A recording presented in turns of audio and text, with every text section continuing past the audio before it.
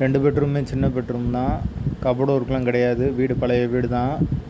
வாடகை வந்து 6500 அட்வான்ஸ் வந்து 50 கேட்குறாங்க. வீடு வந்து பெரியாருக்கு பக்கத்தில் இருக்குது. மதுரை பெரியாருக்கு பக்கத்தில். 6500 வாடகை. வாசல் வந்து வடக்கு பார்த்த வாசல்.